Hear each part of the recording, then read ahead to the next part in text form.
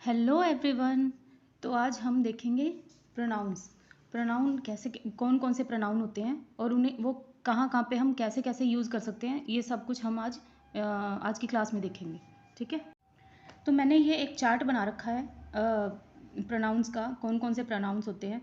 Subject pronoun, object pronoun, possessive pronoun, possessive adjectives, possessive pronoun, reflexive pronoun. इन सबको आज हम देखेंगे कि कैसे कैसे हम इसको ये कहाँ कहाँ पे कैसे किस तरीके से यूज़ करते हैं। तो सबसे पहले देखते हैं सब्जेक्ट प्रोनाउन। शुरू करने से पहले हमको कम से कम ये तो पता होना चाहिए कि प्रोनाउन कहते किसे हैं। तो हिंदी में जो सर्वनाम बोला जाता है उसी को इंग्लिश में प्रोनाउन बोलते हैं। तो सर्वनाम किसे कहते हैं? संज्ञा के लिए प्रयोग होने वाले शब्दों को सर्वनाम कहते हैं। मतलब जो संज्ञा के स्थान पर, मतलब नाउन के स्थान पर जब हम जिन वर्ड्स को यूज़ करते हैं उनको हम सर्वनाम कहते हैं।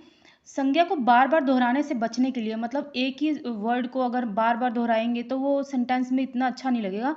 तो उसको बार बार दोहराने से, एक ही नाउन को बार बार दोहराने से बचने के लिए हम सर्वनाम का प्रयोग करते हैं। तो एग्जाम्पल्स देख लेते हैं। जैसे Ram and Shyam are friends, इसमें राम और श्याम दोनों फ्रेंड्स हैं और दोनों नाउन हैं। ठीक है। तो उसकी जगह पे हम यूज़ करेंगे, क्योंकि ये दो दो लोग हैं तो दो की जगह पे हम दे यूज़ करेंगे। तो दे एक प्रोनाउन है। ठीक है। तो हम बार बार ये थोड़ी बोलेंगे कि Ram and Shyam are friends, Ram and Shyam go to school together, Ram and Shyam play together, ऐसे नहीं बोलेंगे। हम बोलेंगे Ram and Shyam are friends, they go to school together, they play together. ठीक। सबसे पहले है सब्जेक्ट प्रोनाउन। जो काम कर रहा है, मतलब जो जिसके द्वारा काम किया जा रहा है उसे हम सर्वनाम प्रोनाउन, सब्जेक्ट प्रोनाउन बोलते हैं। ठीक है। तो उनमें देख लेते हैं कौन कौन से होते हैं। आई, यू, आई मतलब मैं, यू मतलब तुम, ही मतलब वह लड़का, लड़के के लिए ही यूज़ होता है। शी मतलब वह लड़की, लड़की के लिए शी यूज़ होता है। इट यूज़ होता है किसी जानवर या वस्तु के लिए, कोई चीज़ के लिए या किसी जानवर के लिए हम इट को यूज़ करते हैं। वी को यूज़ करते हैं हम के लिए, मतलब जैसे हम लोग, तो हम लोग के लिए हम वी यूज़ करेंगे। तो और दे यूज़ होता है वो सब के लिए, वो लोग। ठीक है। उनके लिए, वो के लिए यूज़ होता है दे। ठीक है। अब इनके एग्जाम्पल्स देख लेते हैं। एग्जाम्पल से पता लग जाएगा कि किस तरीके से हम इनको यूज़ करते हैं। ठीक है। जैसे I like to watch movie, I like to watch movie, इसमें आई हमारा सब्जेक्ट प्रोनाउन है। ठीक है। अगर मैं बोलूँगी, अगर मैं बोलती हूँ कि मेरा नाम समझो रिया है। ठीक है।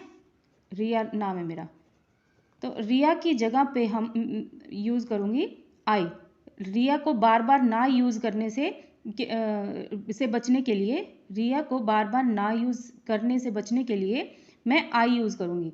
ठीक है। बार बार मैं ये नहीं बोलूँगी रिया ने ये काम किया, रिया ने वो काम किया, तो मैं उसको यूज़ करूँगी मैं की जगह पे, रिया की जगह पे आई यूज़ करूँगी। ठीक है। सेकंड देख लेते हैं यू।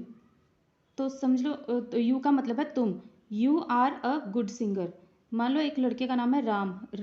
यू दोनों के लिए यूज़ होता है, लड़के के लिए भी और लड़की के लिए भी। ठीक है। तो मान लो एक लड़के का नाम राम है, राम को बार बार यूज़ करने से बचने के लिए मैं यू यूज़ करूँगी। You are a good singer मतलब तुम एक अच्छे सिंगर हो। ठीक है।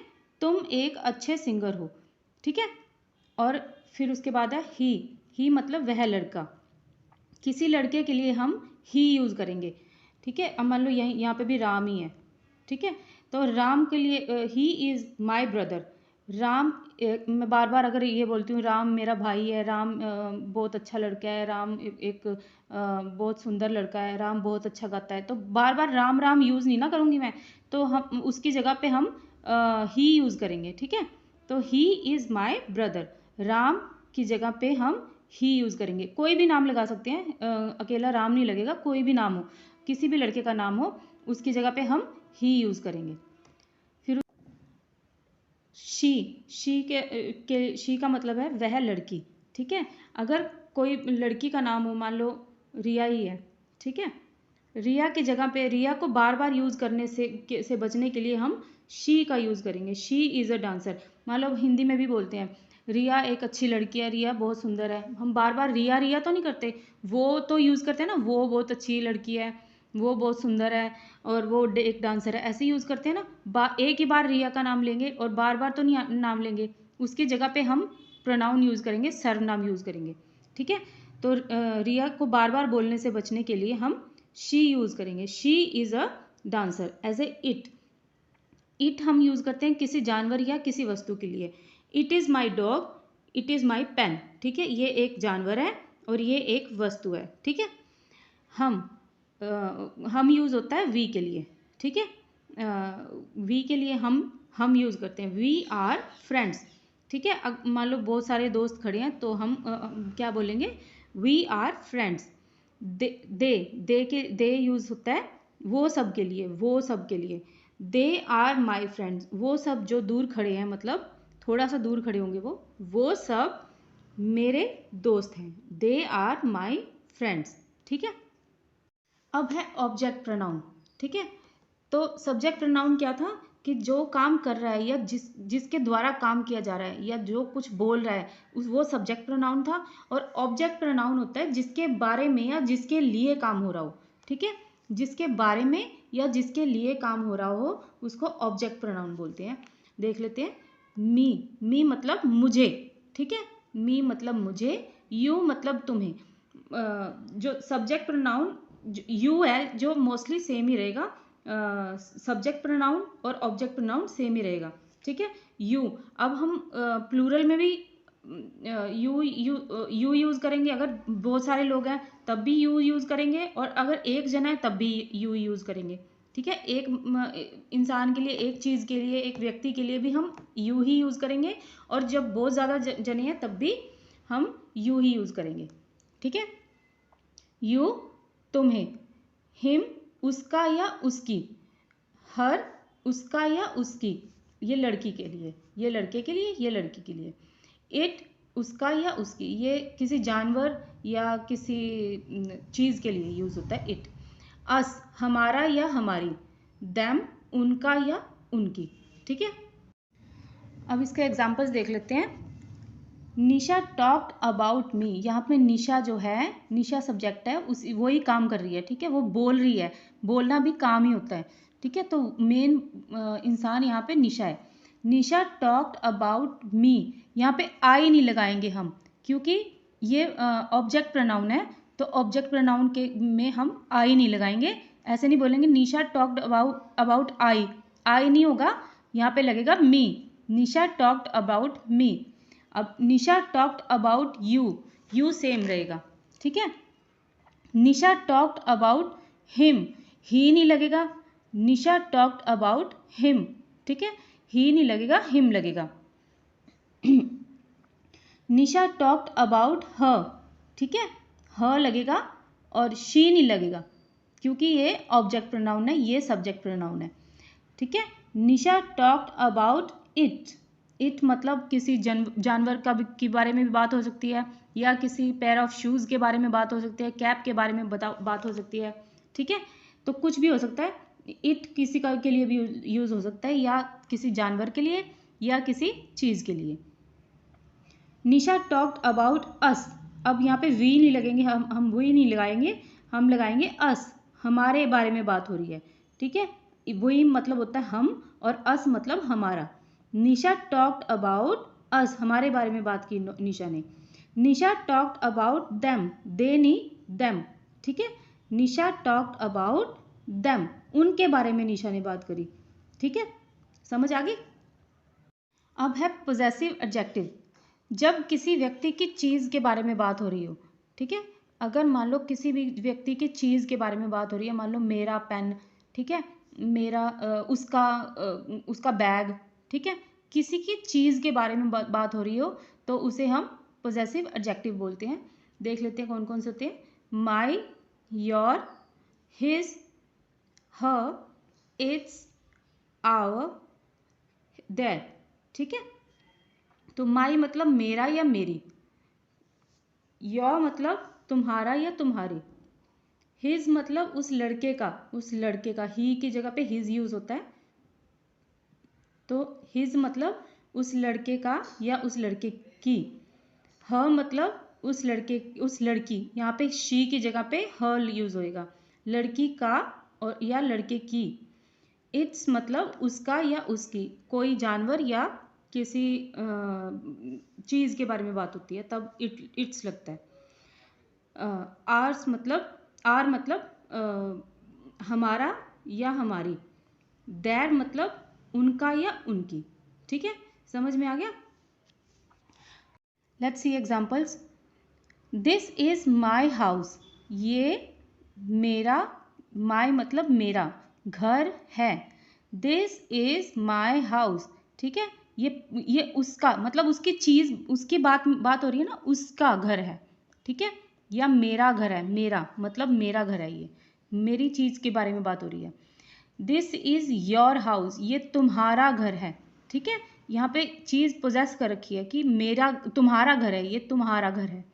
दिस इज हिज हाउस, मतलब ये उस लड़के का घर है। दिस इज हर हाउस, ये उस लड़की का घर है।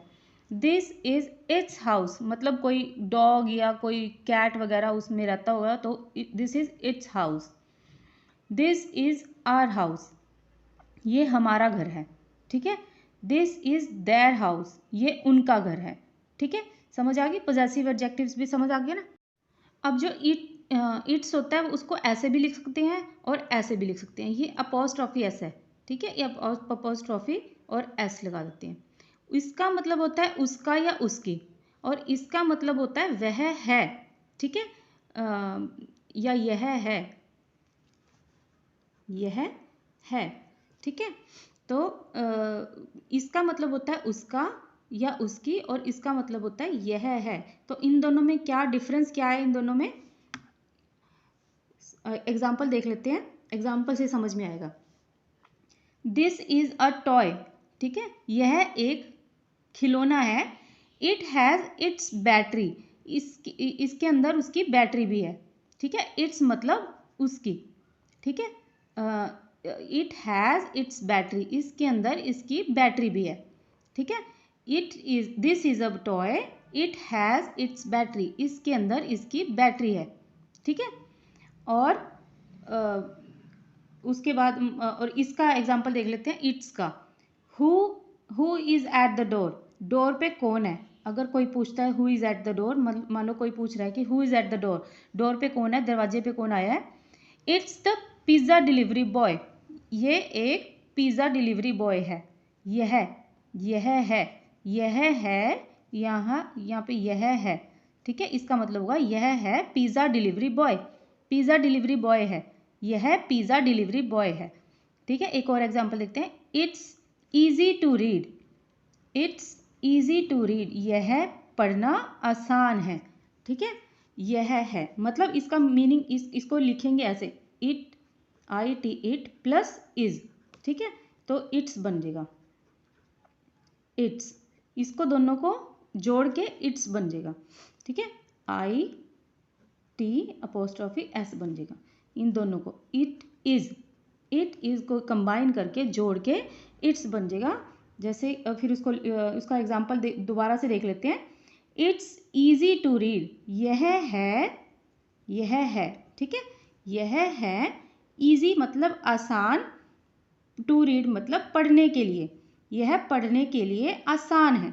ठीक है, इट इज़ इसका मतलब ये हो गया, it is easy to read. हम जल्दी जल्दी में कभी कभी इट्स बोल देते हैं, वैसे इसको इट इज़ ही पढ़ा जाता है, मगर जल्दी जल्दी में कभी कभी अपोस्ट्रोफी एस लगा के इट्स बोला जाता है। ठीक है, अगला है पोजेसिव प्रोनाउन।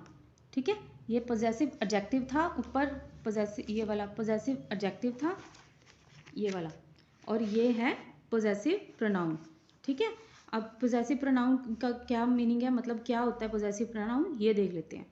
जब पोजेसिव एडजेक्टिव, ये ऊपर वाला पोजेसिव एडजेक्टिव और नाउन को जोड़ दिया जाता है, जब पोजेसिव एडजेक्टिव और नाउन को जोड़ दिया जाता है तो पोजेसिव प्रोनाउन बन जाता है। ठीक है, मतलब तब हमें नाउन बोलने की ज़रूरत नहीं पड़ती। जैसे अब हम यहाँ पे हमने बोला था दिस इज़ माई हाउस। ठीक है, तो उसकी जगह पे हम कुछ और, माई हाउस, माई और हाउस को जोड़ देंगे, यहाँ पे प्लस कर देंगे और हम बोलेंगे माइन। ठीक है, तब हाउस नहीं बोला जाएगा, नाउन नहीं बोला जाएगा, ये नाउन है ना, ये नहीं बोला जाएगा, तब हम माइन लगाएंगे, दिस इज माइन।